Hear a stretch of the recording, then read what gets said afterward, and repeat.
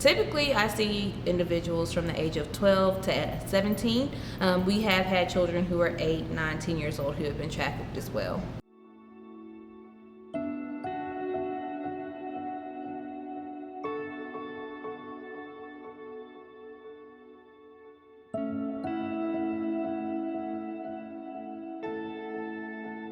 Alexis Scurry, thank you so much for joining us. Thanks for having me. So you are the first line of defense, I guess, after a victim has had interaction with a law enforcement officer. Typically, once they've had interaction with the law enforcement officer and the Department of Social Services, they're appointed a court-appointed special advocate, and that's when we come into the picture. So tell us what you do. What does a guardian do? So a guardian has to perform an independent investigation aside from DSS as a non-biased party. Although we say we're non-biased, we're always for the child. And during that investigation, they kind of find out what's going on by talking to the family members, sometimes the children's friends, school attendance records, things like that, to figure out what's really going on, to provide a report to the court so that the judge can make a recommendation as to what kind of services the child may need, if there was probable cause for the child to come into DSS custody, any services that they may need, things of that nature. And your office is dealing specifically with children who've been trafficked? Specifically with children who are abused and neglected, and luckily in 2017 legislation was passed to include children who have also been trafficked. And that's huge. That's a sea change, right? Yes. Because now these girls are treated as victims. Right. Previously, there wasn't legislation stating that if a child was being trafficked that they could remain in DSS custody. So now that they can remain in DSS custody, they're automatically given a guardian ad litem, and then DSS is to make sure that they're provided with services that they need in order to progress and positively become adults and successful individuals in society. So what are the ages of the girls that are coming into your program? Typically, I see individuals from the age of 12 to 17. We have had children who are 8, 9, 10 years old who have been trafficked as well. And are you seeing girls that are afraid, that are vulnerable? What are these girls looking like to you? They look like your typical teenagers. However, when I have had the experience of working with them, they may be afraid, but they may not present as though they're afraid. They're very headstrong. They are very determined, which is great when we want to come up with a plan for their future, what they want to do in life. And they have a lot of vulnerabilities. We all have vulnerabilities if we're honest with ourselves, but some of those vulnerabilities that they may have are being exploited by their trafficker. And that's a big question. When they come to you, are they still tied to their trafficker? Typically they are, because they're usually removed from their parents' custody or removed from wherever they were found, whether it be a hotel, motel, with their trafficker within 2 days, and then they come in contact with me, their court-appointed special advocate, about 3 days to 4 days after they've come into care. So they are very much so still tied up, unfortunately, with their trafficker. And when I say tied up, I do not mean physically. I mean emotionally and mentally and spiritually. So with that being said, sometimes when I do meet them, they have a guard up. They don't trust individuals too often, so I have to make sure I stand on what I say, and I continue to show them who I am, that I'm really there to help them, to support them, and that I want what's best for them to happen. Because that's a huge hurdle, because these traffickers have told them that they love them, that they have their best interests at heart. So how can the system break down those walls and start to help them? The most important thing that I believe that we can do is sticking to what we say. By saying that, I say, do what you say you're going to do. That's the ultimate way to build trust. And then ensure that the children are receiving the services that they need, whether it be therapy, whether it be a forensic interview, a medical forensic, providing them with the medical needs that they may have, such as if they need glasses, help them to get glasses. If they need to go to a gynecologist, take them to the gynecologist, just to make sure that all of the things that they need to progress throughout this process happens.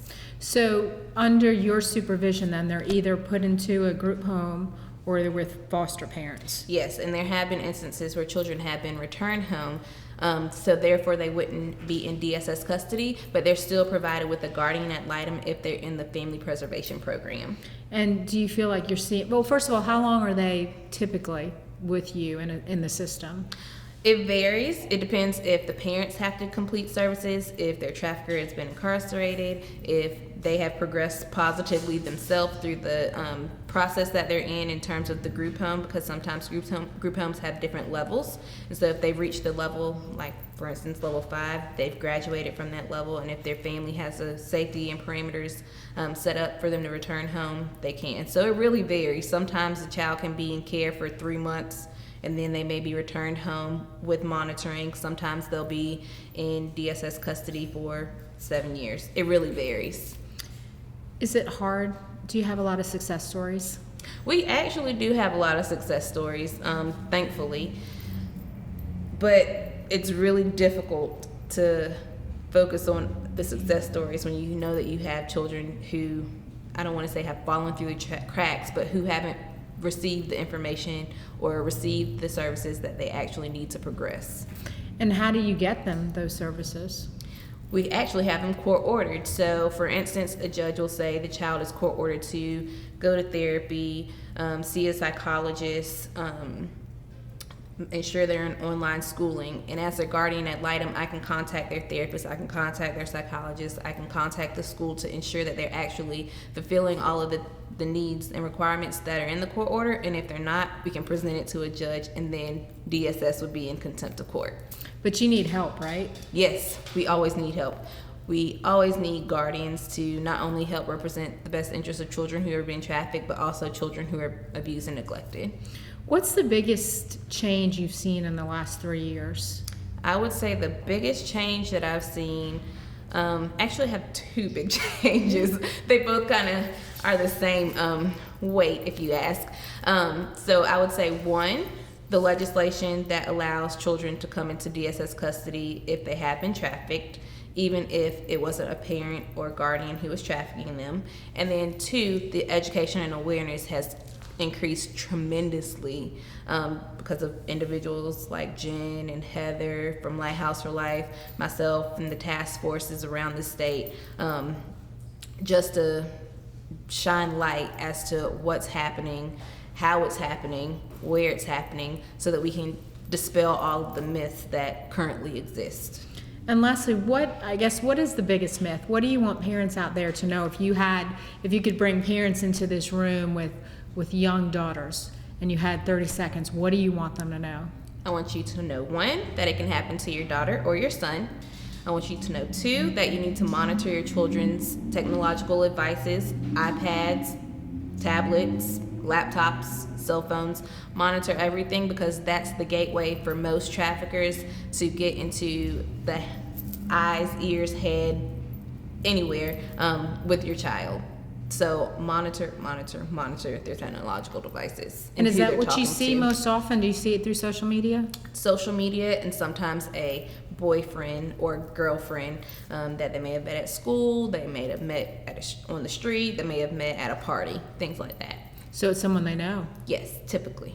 And that's counter to what Hollywood and everything else tells us. We don't see kidnapping as often as we used to, because every street corner pretty much has a camera.